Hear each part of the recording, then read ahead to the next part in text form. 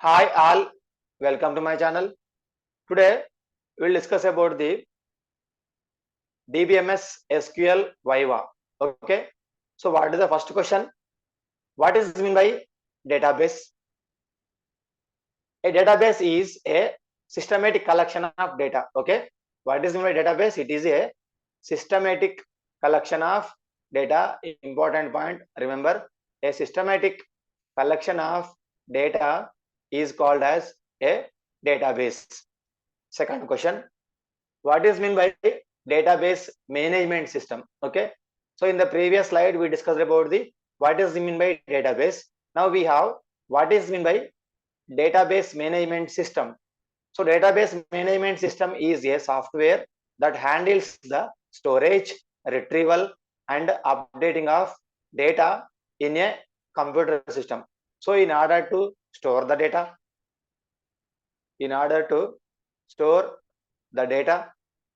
as well as retrieve the data, updating of the data will use a DBMS. Okay. Third question, what are the applications of database systems?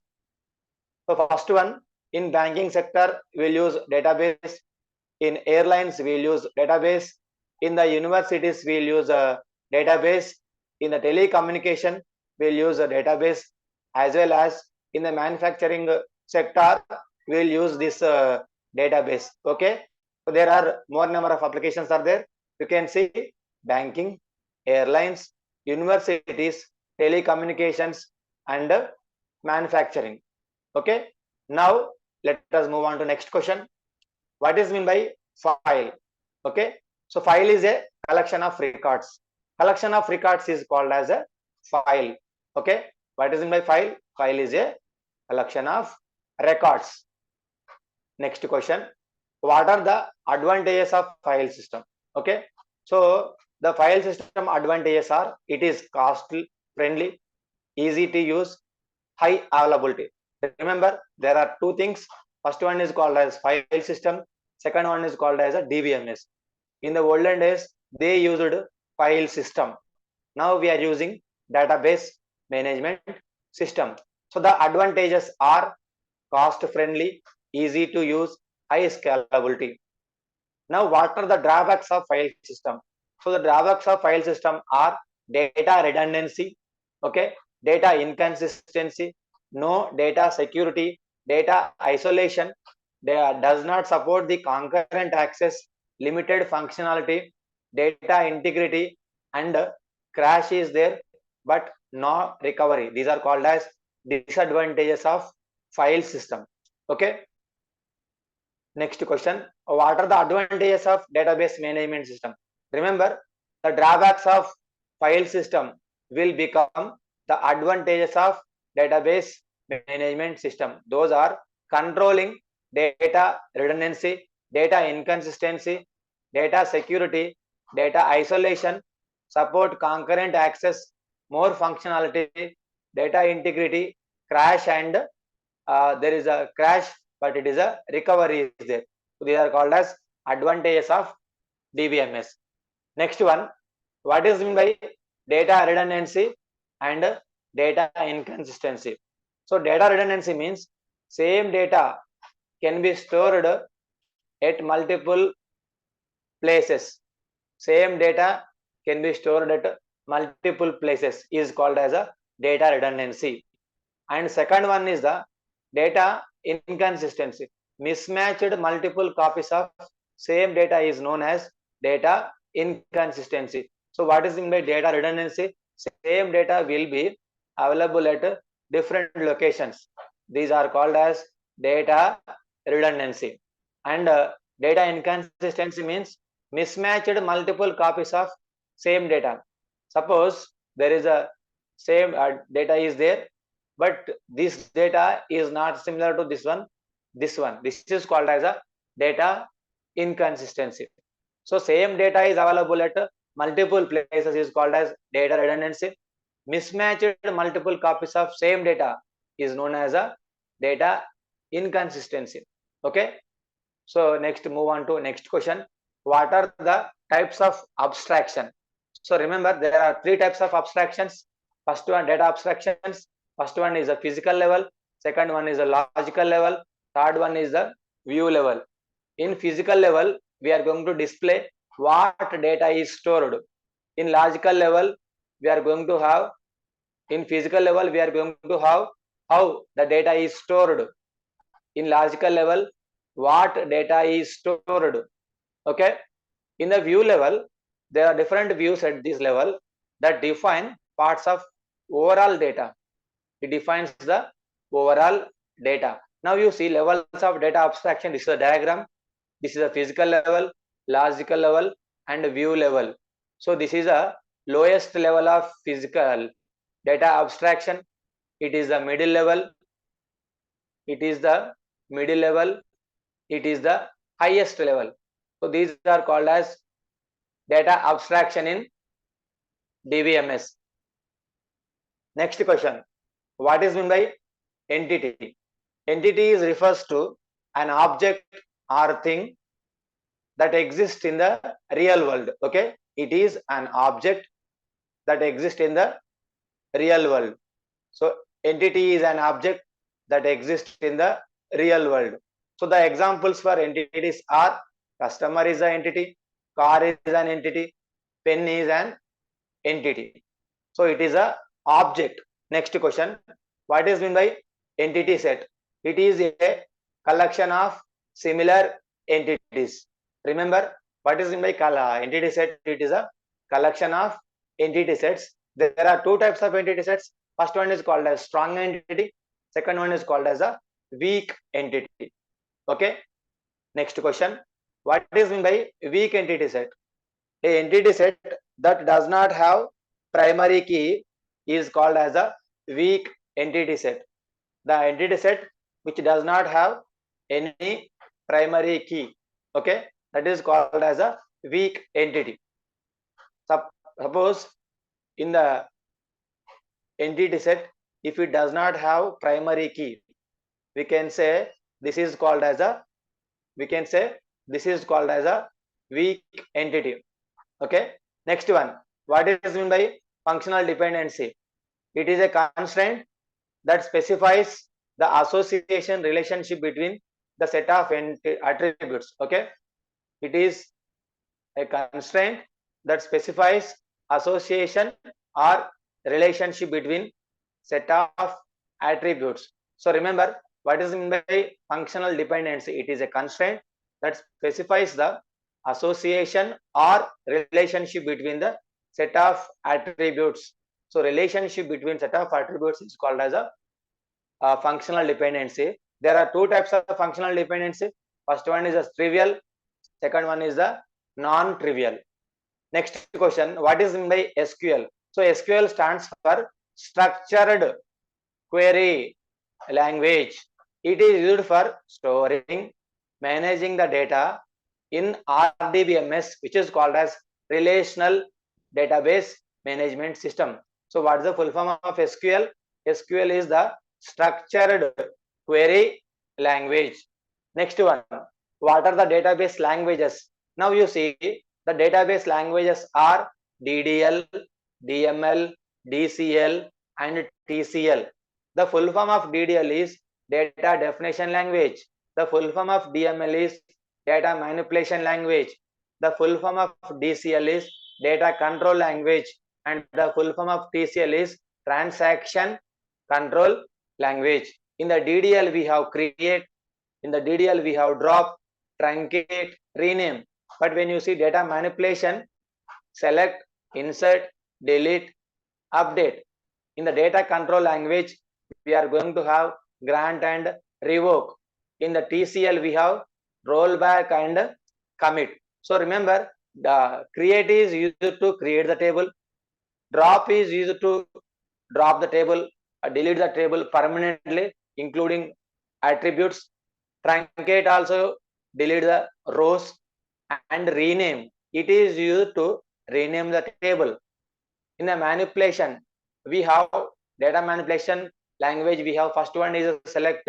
It is used to display the data in the table. Insert. It is used to insert the values into the table. Delete. Delete is used to delete the data from the table. And here one thing is called as drop, second one is called as delete. When you say delete, the rows will be deleted. When you say drop, attributes with rows will be deleted. Update, it is used to change the data, update the data, modify the data in the table. So next one, grant and revoke. Grant is used to give the permissions to the user. Revoke is used to remove the permissions from the user. Okay. So the next one, commit. Commit is used to save the file. Okay. So commit is used to save the file. Here rollback is used to roll back the file. So these are called as Dbms languages. So next question, what is the difference between delete and drop? Drop command SQL deletes entire database objects their data, whereas delete command removes specific rows specified by the where. Remember, when you say drop, entire table will be deleted. When you say delete, only rows will be deleted. So now let us say some example. We have one table, that table name is student, and here we have two attributes. First attribute SID, second attribute is SName. So SIDs are 1, 2, 3, and names are Raju, Ramu, and Rajesh. When I say drop, so this entire thing will be deleted, there is nothing.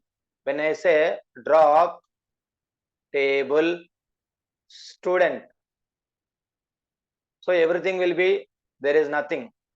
But when I say delete from student, okay, only data will be deleted but not rows. So here the rows values are SID, attribute names. So this is a delete, it is the drop. When I say drop, nothing is there. But when you say delete, the data, these rows will be deleted. When I say drop, entire data will be deleted.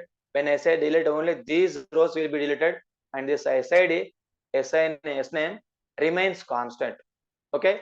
So next question, what is meant by normal forms? Normal forms are used to reduce the redundancy from the database table. Okay. It is used to reduce redundancy.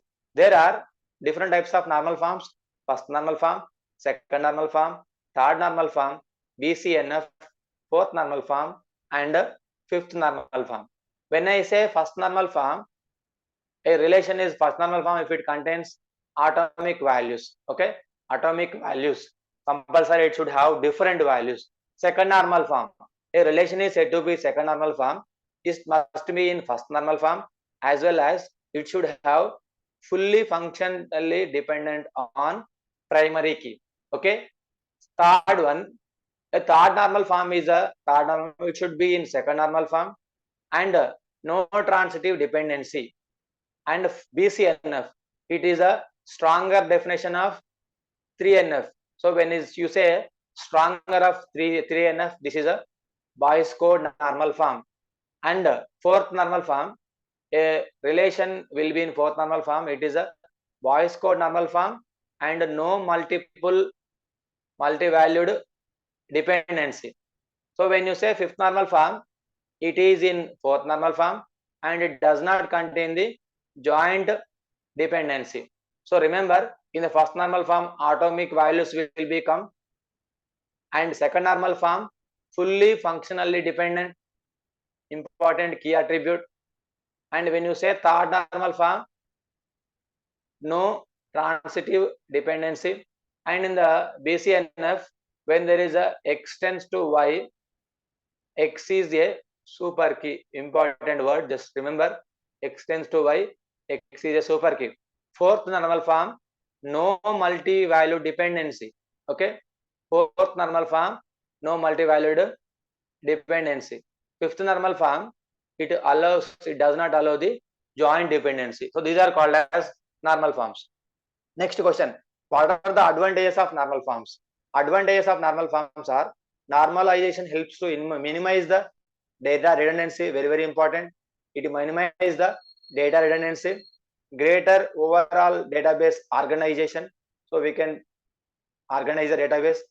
Data consistency within the table. Yes, data consistency is there.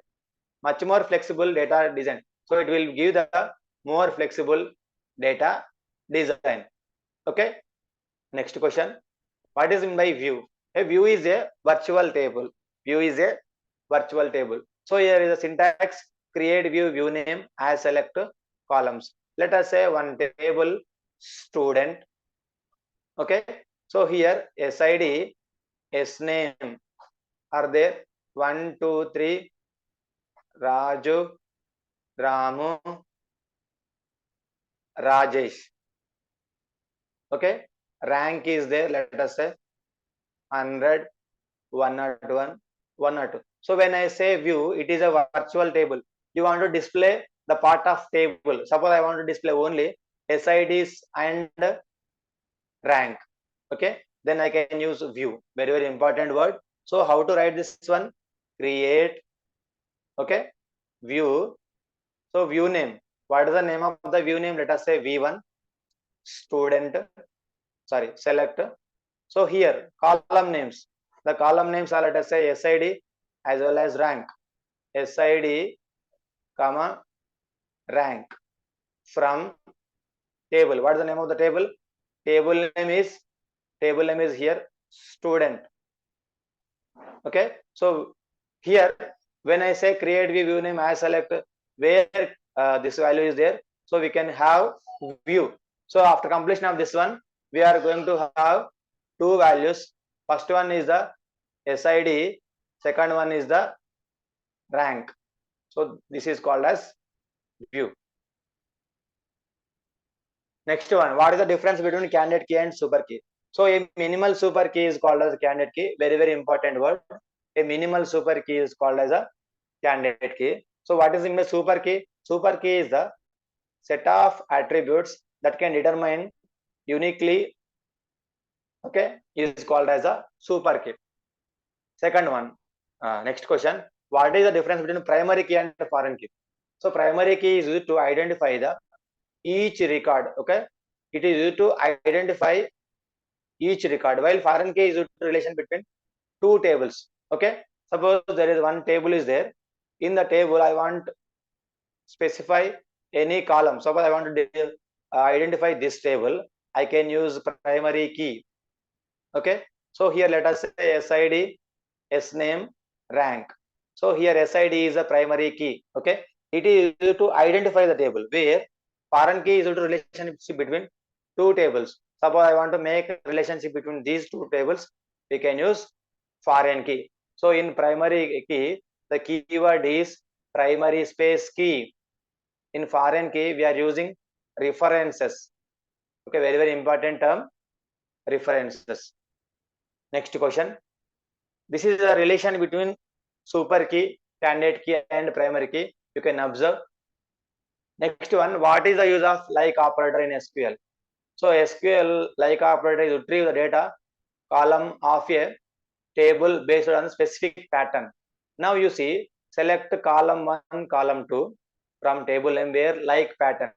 Select star from like customers where customer name like a percentile. So the meaning of this statement is starts with a and percentile means any number of values.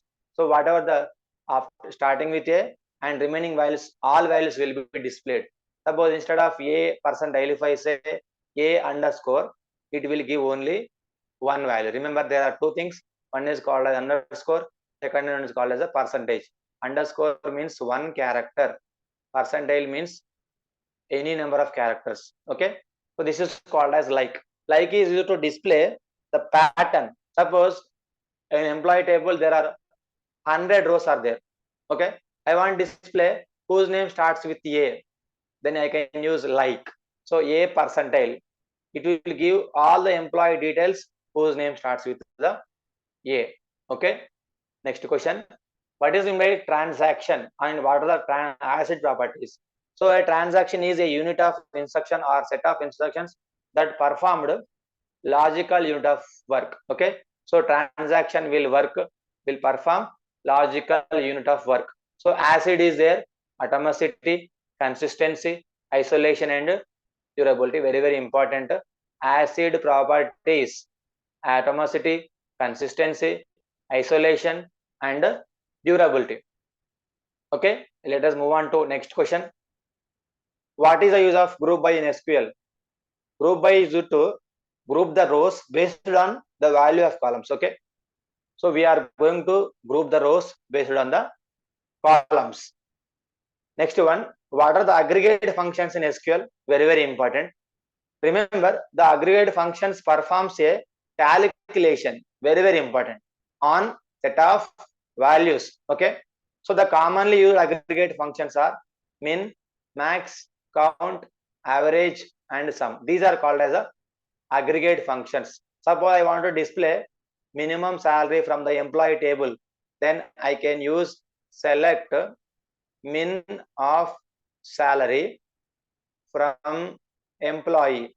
So it will give the minimum salary. So the employee table is there.